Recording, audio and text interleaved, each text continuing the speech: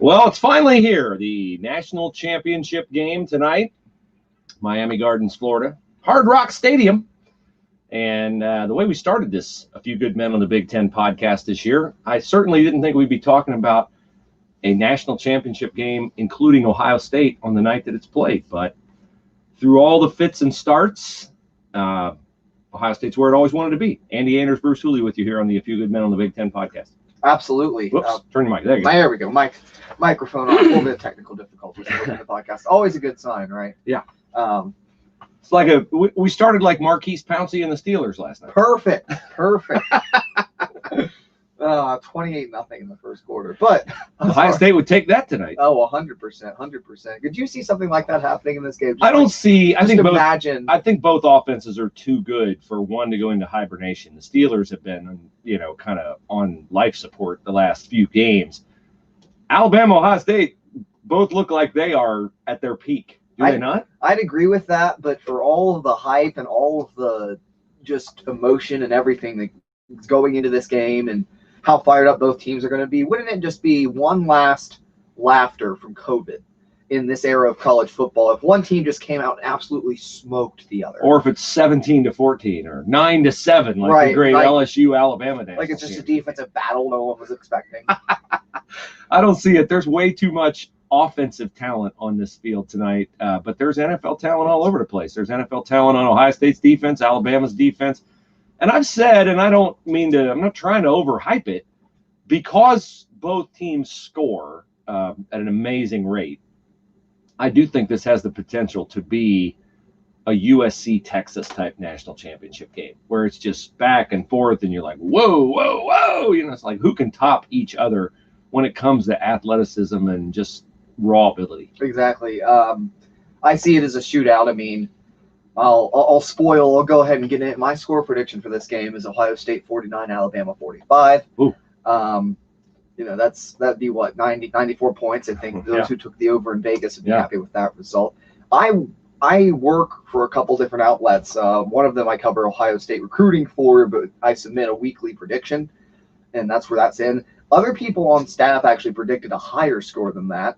So I'm not alone in thinking this. 52-49, some of them said, that I work with over there at Rivals. And I don't think it's too far-fetched, considering these two defenses, I think, are similar in the fact that they really struggle against the pass. They can stop the run at times. In fact, Ohio State has shut down the run most of the season. Mm-hmm. They're the number 2 rush defense in the country, and a lot of people don't realize that because of how bad their pass defense has been. But you've got 2 Heisman caliber quarterbacks. They're going to be slinging it around. Alabama number 79 out of 127 teams against the pass. Ohio State number 111. So we aren't dealing with NFL secondaries that these two teams sometimes have outside of a couple players on each side. Yeah, and there's so many unknowns. We're sitting here recording this podcast today on the Chris Landry Football Network at 4 minutes after 10 right now. Thanks for watching us on Twitch. Hit that follow button, and you'll get a notification every time we broadcast. We're brought to you by America's Betting Experts. But here we are 10 hours in advance of kickoff, and we don't know if Jalen Waddle's going to play for Alabama. And we don't know some of who's going to play for Ohio State, because there were rumors all last week that the game was going to be moved back, and they had an entire position group testing positive for COVID. And we know Mayan Williams, their backup running back. I mean, do we know if Master Teague is there? Master Teague, anybody for Ohio State who tested positive for COVID after Christmas Day is not allowed to play according to the Big Ten protocols, as I understand it. Yes, that would be right. Okay, so we don't know if Master Teague, who was Ohio State's starting running back all year until Trey Sermon burst on the scene against Northwestern and against Clemson, we don't know if Master Teague is there to back up Trey Sermon. We do know Mayan Williams, who people saw at the end of the Clemson game, a freshman, a bowling ball, a hard-running kid. Had 2 great runs in there. Yeah, he did. He's not there. We know that from Mayan Williams' own Twitter page. As he said, he wanted to be in Miami, and he's not. Yes. But there are all kinds of rumors about one particular Ohio State defensive lineman, and because of the rumors last week, Andy, about a position group, it has sort of led to this speculation about other guys on the Ohio State defensive line. Right. The 2 main ones for everybody who hasn't, I guess, looked at Twitter the past few days is Tommy Togiai and Tyreek Smith. Ohio State starting one technique defensive tackle, the good old nose guard position, and then Tyreek Smith on the edge, who I think him and Cooper have been the two best defensive ends for Ohio State this year. I don't know if I put much gap between the two of them either way. Tyreek Smith did an incredible job pass rushing off the edge against Clemson, I thought. The benefit for Ohio State is we know Zach Harrison is there. He dropped a pin on Twitter. Okay. Just to say he was on location in Miami, essentially. That was a guy they didn't have for the semifinal game. Tyler Friday could be back as well. We don't know when he tested positive. So if you get those two back, it could at least you'd have a solid amount of depth at the defensive end position. Right. I'm not sure either of those two guys are the pass rusher Tyreek Smith is yet. And that's important. The depth on the Ohio State defensive line is important because while we may not necessarily be in accord with it, and in my case, true confession, I haven't watched Alabama as closely and I'm not as familiar with their personnel as I am Ohio State's, but I know Ohio State has a kick-butt offensive line. Oh, 100%. But Bama's offensive line was rated the best in the country. They get their unit, which will motivate Ohio State. Nobody plays the disrespect card, I think, better than Ohio State. So the depth on the defensive line, given how good Bama clearly is on the offensive line, that's important. I remember a couple weeks ago, Tom Luganville, who is a recruiting guy, also an ESPN guy. They asked him to put together his all 22 for the playoff field. Okay, Bama, Ohio State, Clemson, and Notre Dame. He picked 3 Bama offensive linemen, and he said he'd pick 4 if Landon Dickerson was there. Ohio State had Josh Myers and Wyatt Davis. Clemson had no one, and Notre Dame had no one.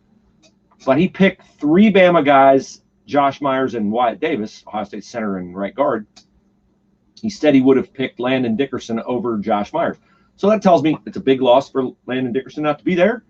And Bama's offensive line is pretty good too, because obviously if he was going to pick more individuals from their line than Ohio State guys, that tells me something. Well, yeah, they've got Leatherwood at left tackle. Here's the thing, though. I honestly believe that Ohio State has the better offensive line without Landon Dickerson in. You look player to player at the two tackles, not how well tackle people. You go back and you watch those games. Nicholas Petit-Frere at the right tackle spot is clearly dominating people. I mean, imposing his will at the right tackle position. Ohio State has 2 rock solid tackles this year, and with the Myers-Davis combination, Wyatt Davis is probably the best guard in all of college football this season, and then Josh Myers, if not for Landon Dickerson, is probably the best center. Yeah, Wyatt Davis is on every All-American team. Every unanimous first team All-American. As is Leatherwood. Leatherwood. Yeah. But Thayer Munford, probably the best tackle of the Big Ten, and might be the 2 best tackles in the Big Ten this year. Other than maybe there's a few other. There's a kid from Northwestern who opted out. Can't give him best tackle in the Big Ten if he's not playing. Sorry. Yeah, exactly. So really, this Ohio State line is so solid, and what speaks even more to how good this offensive line is the fact that Paris Johnson doesn't play. Because I know he's a freshman, but did you see what he did when he came into that? Yeah, Paris Johnson's legit. He's a big time player. Yeah, Paris Johnson, for those who don't know, 5-star recruit out of Ohio last year. He's a freshman tackle on Ohio State's team. They were playing their backup guard against Clemson because Harry Miller was out with COVID, and I think he'll be out again this week. That isn't confirmed yet. We'll see. We'll see if he's back in time. But so they started his backup, Matt Jones, at left guard, who had a whale of a game as well, by the way, until he got injured. So then they go to the next guard, which is 5-star tackle Paris Johnson. So Paris Johnson's playing his first big game reps at a position he's unfamiliar with. He's a tackle, not a guard. And he comes in and he washes a Clemson linebacker 7 yards up the field and puts him on his back. Yeah. Then he flips to the other guard position, and this guy can come in and dominate at both guard positions as a tackle, and he's not starting on this team. I think that just tells you how good Nicholas Petit-Frere and I think Ohio State might have the best offensive line in college football without Landon Dickerson in the game. Yeah, they're in the title game, so they're good everywhere. Ohio State is not as good in the secondary as it was before. Still really good. They got a lot of guys that a lot of teams would love to have. Bama is not as good defensively as it's been in the past. It's still really good. Bama has played some, I think, talent more comparable to itself than Ohio State has. I mean, when you play Georgia, That's right. when you play Texas A&M, I think they were behind at halftime against Georgia. Ohio State has not, I don't think, been behind at halftime, have they? I don't think there's ever been a time where Ohio State's been threatened. They were way up on Clemson. I was just trying to think. They were down against Northwestern, Yeah. but it was like, okay, how long is it going to take us before we mow these guys down? Exactly, yeah. Because you got the feeling Northwestern wasn't going to score a whole lot more, and they weren't going to win that game 10-7. So I just look. This game is like what college football is in 2020. We're talking, Andy, you were talking about your predictions 52-49 and whatever the other people's, other predictions are 52-49. Yours a little bit under that, but not much. Not much. Mine's not going to be much under that. And it feels like all of college football now is the Big 12. And back then, no offense, in defense of the Big 12, our friends who follow us at 11 o'clock, but I don't think it's because of the same reason why we used to mock the Big 12. We used to mock the Big 12 because they played no defense. That's why our friends have the title for their podcast, In Defense of the Big 12. Now it's just because everybody plays really great offense. Yes. I mean, when you're talking about Garrett Wilson, Chris Olave, Justin Fields, Trey Sermon, Devonta Smith, Jalen Waddle, Najee Harris, Mac Jones, I mean, both teams are just loaded with guys that you're going to see a lot of them play for the last time in college tonight, but you're not going to see them for the last time because they're going to be playing for a long, long time. Yeah, legitimate NFL talent, both sides of the ball. And just the way the passing games have developed and evolved in college football, too, I think what Ryan Day has done is blend a lot of urban spread schemes with NFL pass route combinations, and it's really opened up the way Ohio State can throw the ball. Very inventive offensive minds, and Steve Sarkisian, obviously a tremendous offensive coordinator in his own right. I'm excited to see the schematic battles of this game too, because these are both coordinators, and I know Kevin Wilson's Ohio State's offensive coordinator technically, but Ryan Day calls the plays. Correct. These are both guys that can really know how to put their players in the best position to get into space, to make big plays. They know how to scheme guys open and get the matchups that they're searching for in this game. And one thing I'll be interested to see, though, is that the top receiver and the top corner on both teams, how much they match. They're all first rounders, okay? Olave's a first rounder, Devonta Smith's a first rounder, Patrick Surtain's a first rounder, and Shaun Wade's a first rounder. Right.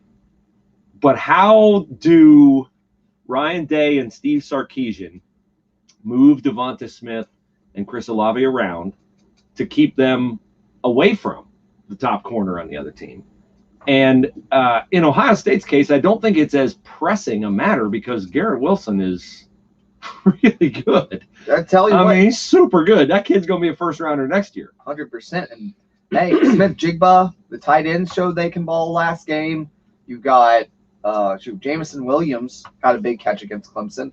I would actually look for a different receiver besides Olave to open up the passing offense for Ohio State and then get Olave involved a little later. I think that's what might be the game plan because really Surtain is the one player in Alabama secondary you actually have some sort of threat from, some sort of fear of. He was unanimous first-team All-American corner. His dad was a longtime NFL player. Right. He's been raised to be a cornerback from the time he could walk. Pretty much, exactly. And the rest, obviously, like we said, Alabama number 79 against the pass. The rest of the secondary ain't pulling a lot of their weight. So I would be looking to other options to open up the game and then maybe soften it for Olave later. We want to thank you for watching us on Twitch, and we want to remind you our official sponsor is America's Betting Experts. You'll find a special offer from American Betting Experts at LandryFootball.com, where you'll also find all the podcasts about all the different types of football that fascinate you, whether it's recruiting, scouting, NFL, playoffs in full bore after Super Wild Card weekend, headed toward the divisional round this weekend, college football.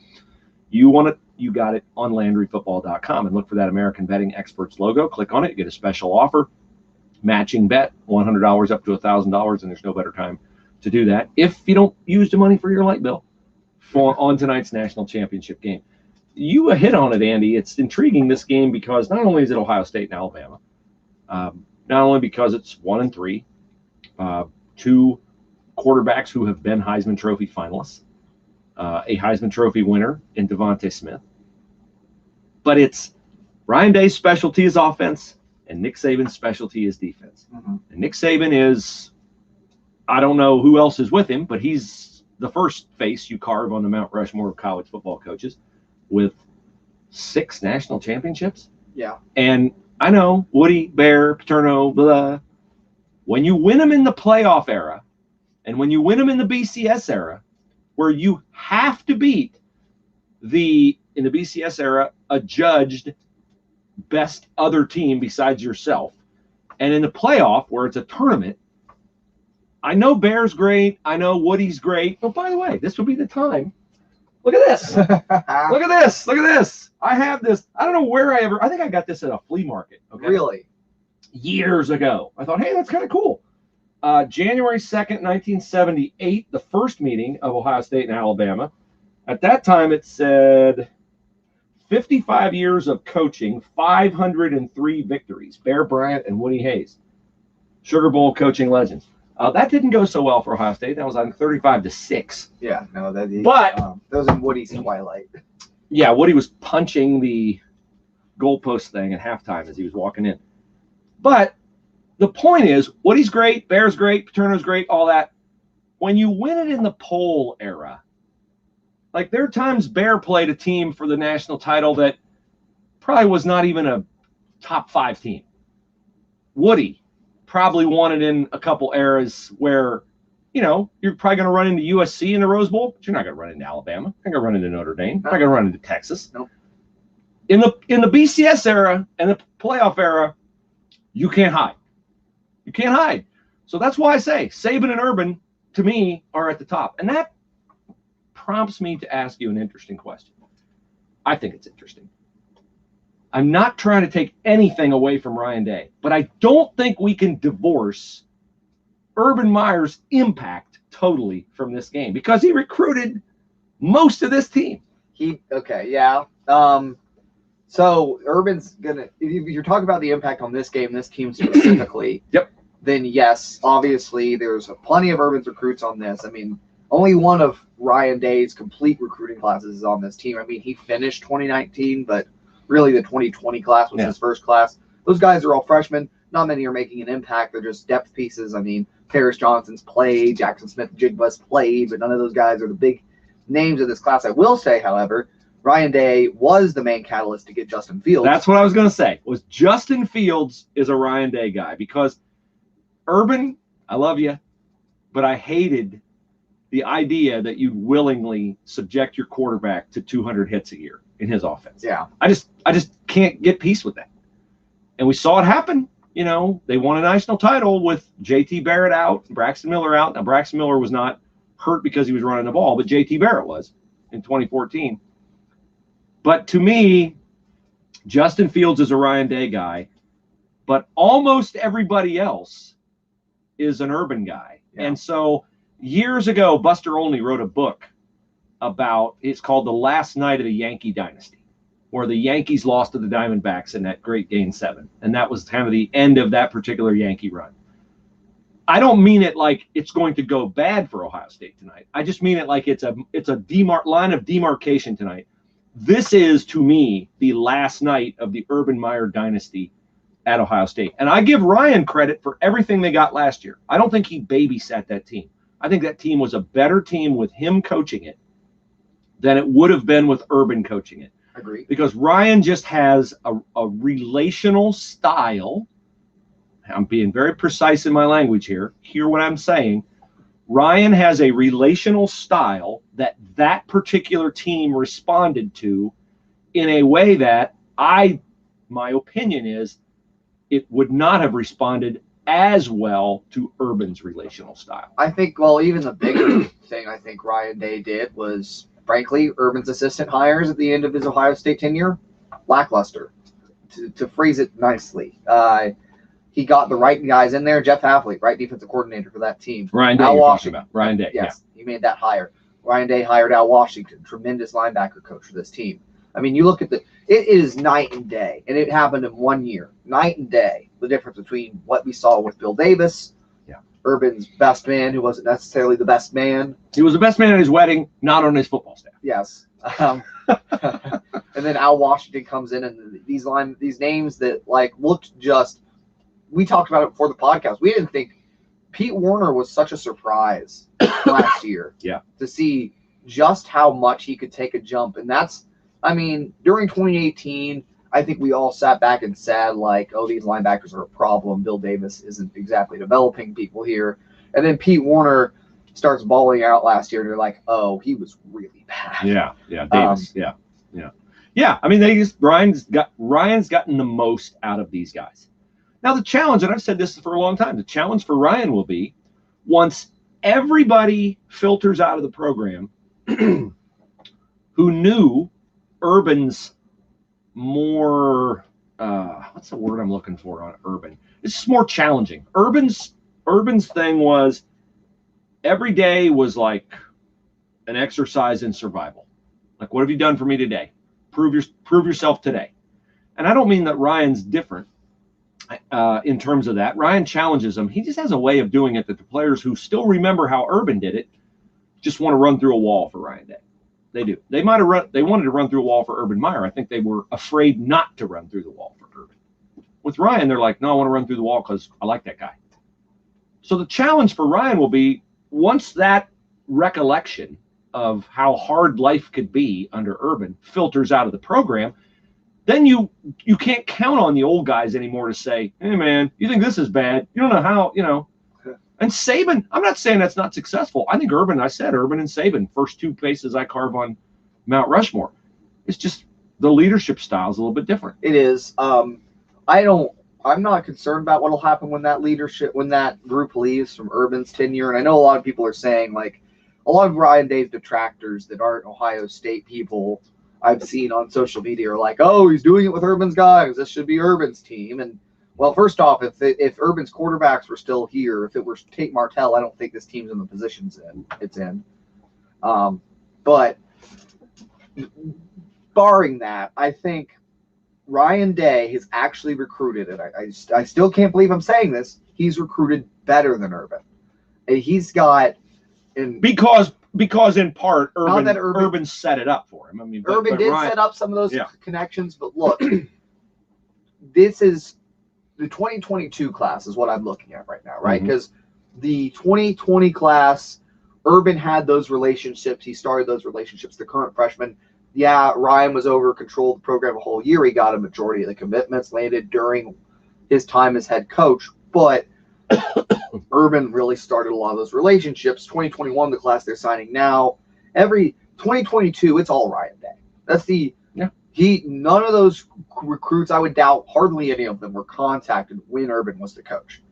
And Ohio State's 2022 class, for those of you who haven't followed recruiting, is shaping up like it could be one of the greatest classes, regardless of team, in the history of recruiting. They've already landed the number one prospect in the country, Quinn Ewers, 5-star receiver, Caleb Burton.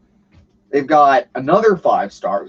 So they're these incredible recruiting hauls. Ryan Day is at number one or number two. The three classes that he has been 2020, 2021, 2022. So you look at the recruiting, and guys are clearly buying in. He's made incredible assistant hires, which that's a great way to set up long-term success for the program. And people are buying into the family atmosphere he's setting up at Ohio State. People are buying into his culture. And if you get the players to buy in, you make good assistant hires, and you recruit well, you're going to have success at college football. On top of all of that, he is one of the greatest offensive minds I've seen in college football. I've only been alive a short time, but he's really good. He's really good. I mean, just incredible offense. Here's what I would say about Ryan Day. And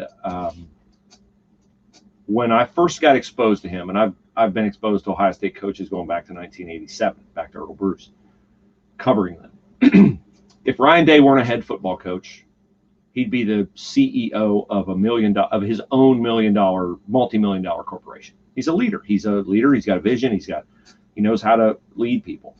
Jeff Hafley, same thing. His defensive coordinator. I would say that, never have I been more impressed with an Ohio State assistant coach than Jeff Hafley. Yes, he was tremendous. Yeah. So, and I think Urban would be successful at whatever he does too. It's just that there's a different leadership style between the two, and both are extremely successful. It'll be interesting tonight to see the old guard Saban, who does it like Urban, against the new guy, Ryan Day. Offense from Ryan Day, defense from Nick Saban. So it'll be very interesting to watch that. Okay, so speaking of Urban, we got 2 coaching matters to handle, and then we'll restate our predictions as we get out of here on the A Few Good Men in the Big Ten podcast, brought to you by American Betting Experts. You'll find it on LandryFootball.com, where you'll find all your podcasts that pertain to football. Scout breakdowns of what happened in Super Wild Card Weekend, recruiting breakdowns, analysis. We got you covered at Landry Football like no one else. Okay. We still don't know about Urban and the Jacksonville Jaguars. Not 100%. I think the battle is internal with him. Is like, do I really want to do this? Let's just say he does it, okay? Because we've speculated and talked about that from all different angles. If he does it, do you fear a exodus of people on Ryan Day's staff? And I'm going to include the larger staff. I'm going to include Mickey Marotti, strength coach, Mark Pantoni, the director of player personnel, guys who've been with Urban at some of them at Bowling Green, but all of them at Utah, Florida, and Ohio State. Do you expect those guys to go with Urban, or do you expect those guys to stay here? Well, if Urban asks them to go, I don't know how you say no to Urban. If you've been with him since Utah. Because everything you have in the profession, you have because Urban gave you a shot. Pretty much. I think the main rumor is that Urban would try to get Pantoni placed as GM. The recruiting, at least I've seen that. Maybe that's not. Well, Pantoni's his GM, was a GM of his football program. Kinda. I mean, he's the player personnel guy. Player personnel guy. I mean, yeah, you're scouting guys, you're finding the talent for the program, but at the same time, an NFL GM just seems like an entirely different role. Well, it's a way different role. You don't have to worry about the salary cap in college. Yes, exactly. In the NFL, you do. Completely different from recruiting, the way that you do it. I would hope that that's not the hire that the Jags make, but I don't think they'd make it as GM, but I think they could. A lot of teams have a pro personnel guy and a college personnel guy. This is true. So there's a spot for Pantoni there, and obviously with Mickey Marotti, strength coach. Oh yeah, strength is every level. Yeah. Brian Voltolini, he would go with Urban, I believe. He's Urban's kind of right hand man. Anything Urban needs done, that Urban's time could be better spent on something else. That's what Brian Voltolini handles for him. Right. The whole notion that he would strip the program bare of its assistants, though, I would hope he has more. People would really. Well, he'd take Corey Dennis. Dennis, his son-in-law, who's Ohio State's quote-unquote quarterback coach. Some people have talked about whether he could poach Brian Hartline, and that's where I'm. That was the one I wondered about too. That's where I'm getting at with this. If he takes Brian Hartline, people might start to look at him different for Ohio State. Like I'm talking about, fans would be angry with him. Hartline's a super recruiter. Hartline is the best receivers coach in the country. Former NFL player, longtime NFL player. I covered Brian as a player, and I remember when he left after his junior year, people said, "Oh, this guy's crazy. He's never going to make it in the NFL." I'm like, no. He'll play a long time in the NFL. And he did, and he just knows the game. And I mean, here's how fast life comes at Brian Hartline. When Ohio State played Clemson the 31-0 year, I was doing my radio show in Phoenix for that game, and my on-air partner was Brian Hartline. Brian Hartline was recently retired from the NFL and wanted to know, can I do sports radio? Because, ex-Ohio State players, you can't swing a dead cat without hitting one in media. They're all over the place, TV, radio, everywhere. And they're all pretty good. And Brian was spectacular.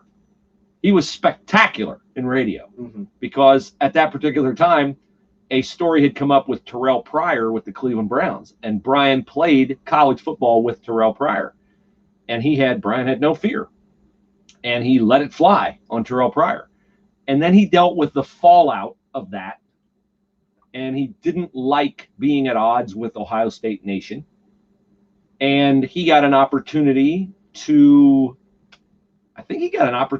go the next year and play against Ohio State guys in practice. Remember that weird time where Taj Boyd could come back to Clemson and could simulate, players in practice, and you could bring in ex-players to be on your scout team. So Brian started kind of doing that, and he got around the program, and they were like, and then the whole Zach Smith stuff happened. Right. Well, when Zach Smith happened, he was on staff in some regard. He had moved up to be like quality control grads, because we can't let control get out of hand. We got to control it. We got to control the quality. Quality, we can't let that run rampant anywhere. We got to have a control. We got to control quality. that name for a coach always kills me. Quality control. Why are we controlling it? Let it run rampant. Quality. We'll take it anywhere we can get it. So anyway, Hartline stepped in for Zach Smith, and the rest is history. Right. He's just done a phenomenal job. And he's underpaid, and he makes good money, but he's vastly underpaid. I mean, I'm sure when it's time, he'll get a pay raise. He got a big pay raise the last time. He's still way underpaid. Oh, yeah. I'm not sure you can pay him enough. I think they doubled his salary to like 600 and some thousand, and I'm like, that dude on any staff should be making $1.5 million, $2 million. I mean, Chris Olave is pretty. Actually, we talked about Justin Fields being a Ryan Day guy earlier. Chris Olave is essentially a Ryan Day guy too, because Ryan Day is the one. Chris Olave was a super underrated recruit, and Ryan Day is the one who saw him play out in California, scouting one of his teammates, and saw him running around and wanted to talk to him, and then eventually, it was a very late recruiting get for Ohio State to bring in. They went to look at a quarterback. They went to look at a quarterback, and they were like, found Olave. Yeah, it was wild. So that's also, but. What I was going to say about him is that the way you can take a guy who is so undervalued on the recruiting trail, I think those kind of diamond in the rough developments always speak to a great assistant when it comes to development for me. Chris Olave has become one of the best receivers in college football, and Brian Hartline's been his coach all 3 years. He's been here. Yeah. Okay, we've talked about great coaches: Saban, Urban, Day, Bear, Paterno. Let's talk about one that we go, huh?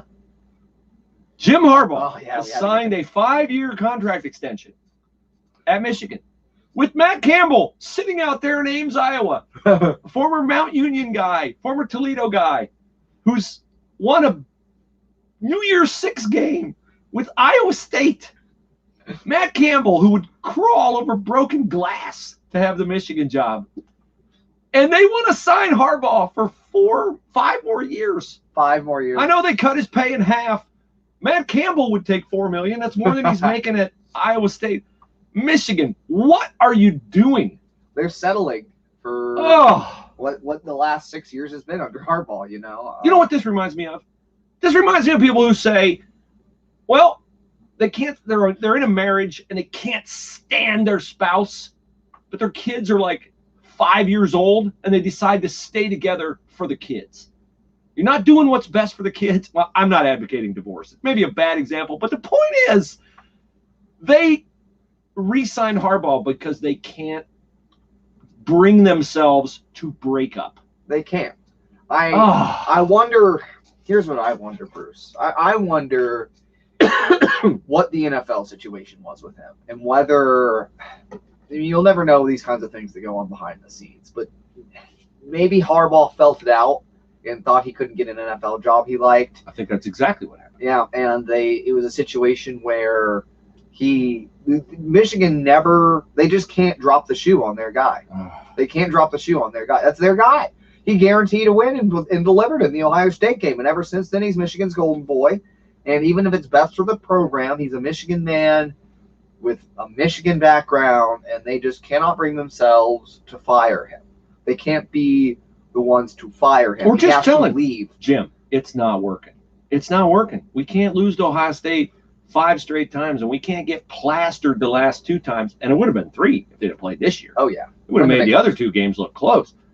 And it's just like he's not getting it done in recruiting. And I know you like him, and I get that. But by the same token, it's not a one-way street. He's got to be – he has taken Michigan to a position in the division they're in, to where they're, the 4th best team? Right now, Indiana's better, Ohio State's better, Penn State's better. Yep. And Michigan State beat them, by the way. A dreadful Michigan State team beat them. Was that game? That game was in Ann Arbor. I know there were no fans, but still, it's in Ann Arbor. Yeah. I'm just like, this is astounding to me, with Matt Campbell sitting there, who, when you watch Matt Campbell in the locker room, which you get the little Twitter videos appearing, I'm like, Holy smokes. That guy's got it. He's got it. And so much of being successful in hiring a coach is hiring a guy who fits you. Matt Campbell fits Michigan. He does. And I think he'd be the offensive breath of fresh air they need as well. He gets big, physical guys. Look at how Iowa State plays. Oh, what are you doing, Michigan? One of the biggest complaints about Harbaugh is that he has failed to adjust to the new era of college football, and that he still wants to run the Bo Schembechler style schemes from back when he played. And Matt Campbell wouldn't do that. Matt Campbell's very much a new age offensive mind. But physical. And physical. Yes, absolutely. Absolutely. His teams run through a brick wall. And player development. He gets 2 and 3 star. They get a 3-star at Iowa State. They're turning cartwheels. And he develops those guys into like big time players. Wow, I'm just astounded. I should have played the Colonel. That's my you can't handle the truth. So I don't know. Do you want me to play the Colonel for you today? Do you have one or not? Let's see here. Maybe I might have one on the document. All right. You can't handle the truth. There we go. What do you got for us, Andy? Well, I think I hit on it earlier. I really think that this Ohio State offensive line is actually going to be, and this might be the difference in the game. I don't know, because I think this game might come down to who makes 3 stops in total. But I think Ohio State's offensive line has a more significant advantage than people are giving it. Some people think like it's a zero-sum game between Ohio State's offense, like it's a wash between Ohio State's offensive line and Alabama's defensive line. You look up and down that roster, they're starting underclassmen on that Alabama defensive line. And you talk about, like, I know DJ Dale is 300 pounds, but he's not an All-American. He's not Wyatt Davis and Josh Myers on the inside. Christian Barmore is a solid guy, 7 sacks, first-team All-SEC. But I think Thayer Munford, when you're talking about a senior who's proven at the tackle position, you're talking about Nicholas Petit-Frere, I actually expect Ohio State to have a big advantage up front in this game. And I don't think it's been discussed enough that the guys outside of Josh Myers and Wyatt Davis, again, I hit on it earlier, have been phenomenal this year. 2 good players is not a good offensive line make. And honestly, they didn't play enough games to earn this. But if this had been a full season, this might have gone down as the best offensive line in Ohio State history. A program that has a very, very, very long and rich history of tremendous offensive linemen and offensive lines. I mean, even recently, last year's offensive line, they lost Jonah Jackson, and they replaced him with Harry Miller, who's had his struggles early, got much better later, but then his backups in the semifinal game played tremendously. Matt Jones. I honestly think the offensive line, there's going to be an offensive line advantage in this game, so much so that if a lot of other things aren't working for Ohio State, they're going to be able to stay in the game because they're going to be able to move the ball. Football is still won in the trenches, and I think the O-line, D-line advantage for Ohio State's going to allow them to move the ball against Alabama, regardless of maybe 1 or 2 guys are off tonight, which I don't expect, but yeah, you're going to be able to move the ball with that offensive line. And I would have said they have a big advantage on defense, too, if not big advantage. I would have said that the defensive line I would have called this game a lot more conviction if it weren't for the doubts about Togiai and Smith, because then Ohio State would have almost an equitable D-line at the very least. All right, so your score is? 49-45, Ohio State. 49-45. You give any unfolding how we get to that? Is it close to the bitter end? Is it a late by the way score? Is it? I think it's close.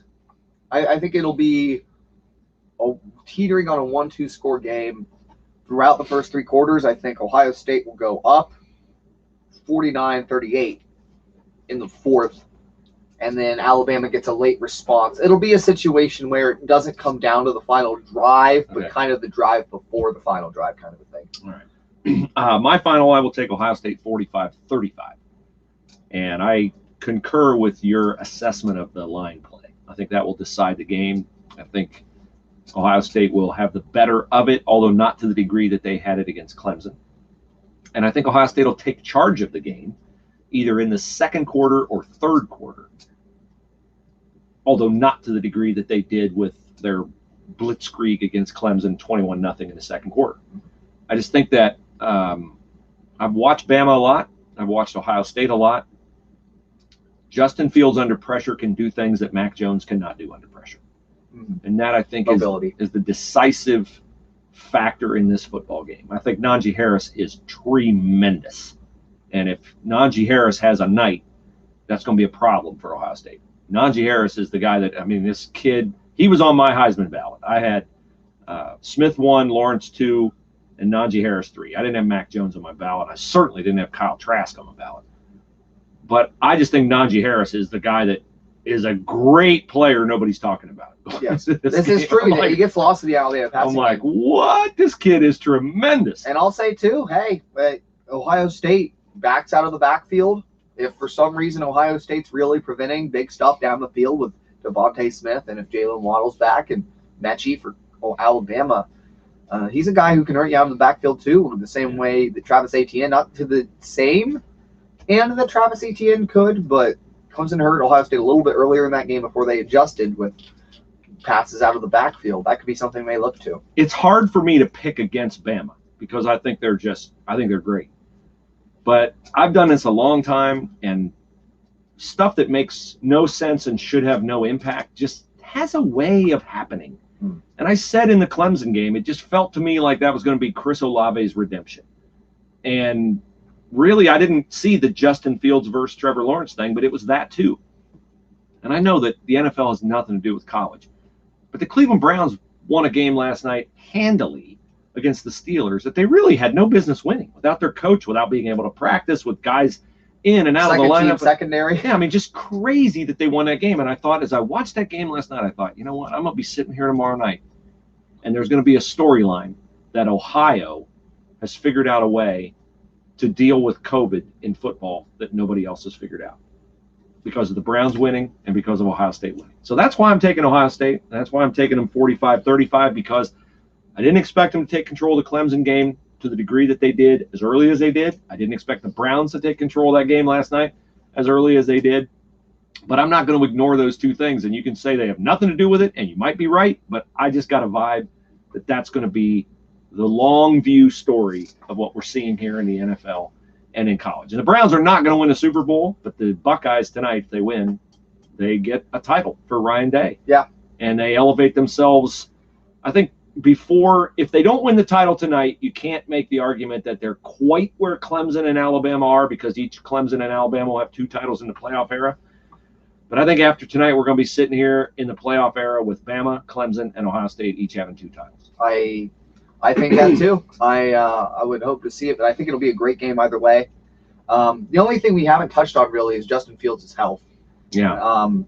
Do you expect him to be at 100% for this game? I do, but I don't know how long, because if they get a hit on him, I do think his injury is the kind that you can pad up and mitigate with, Toreadol or whatever else.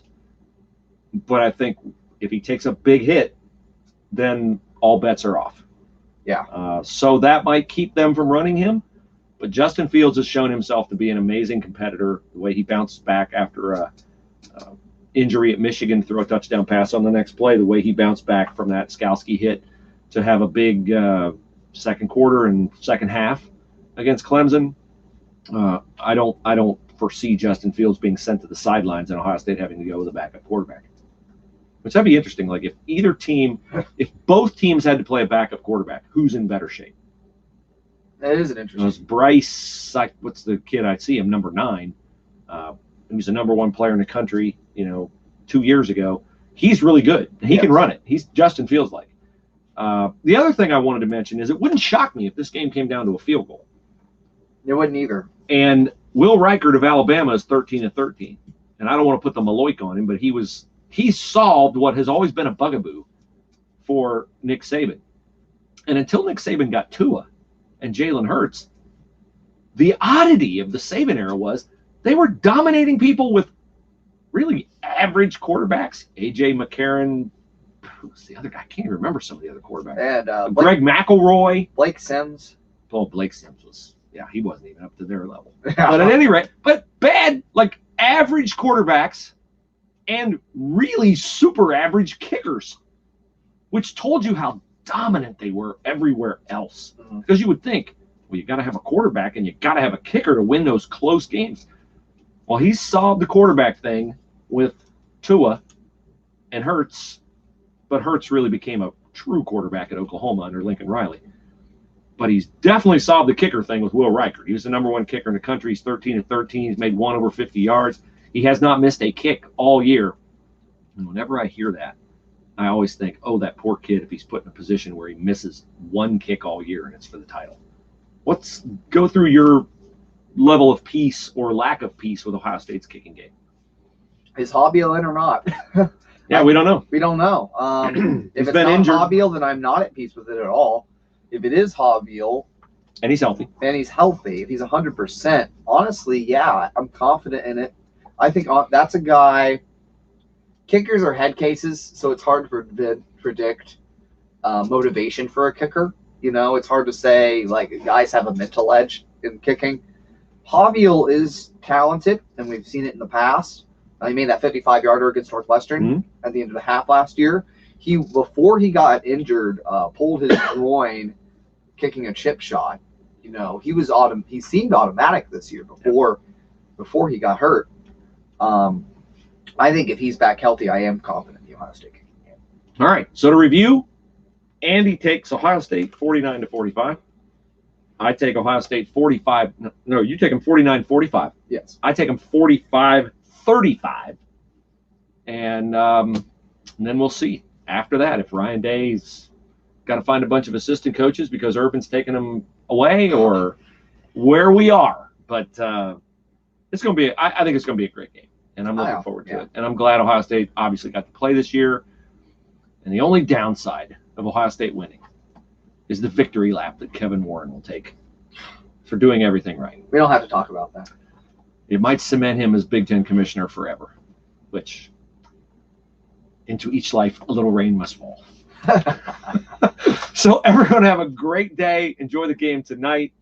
And, hey, we'll see what we'll see. Celebrate the spectacle. Absolutely. All right. Thanks, guys. Our friends in the Big 12 are next.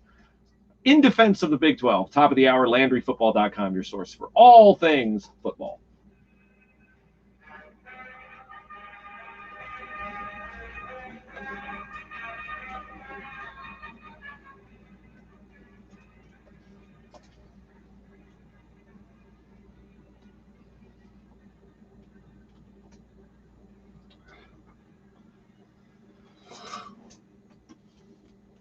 All right. There we go.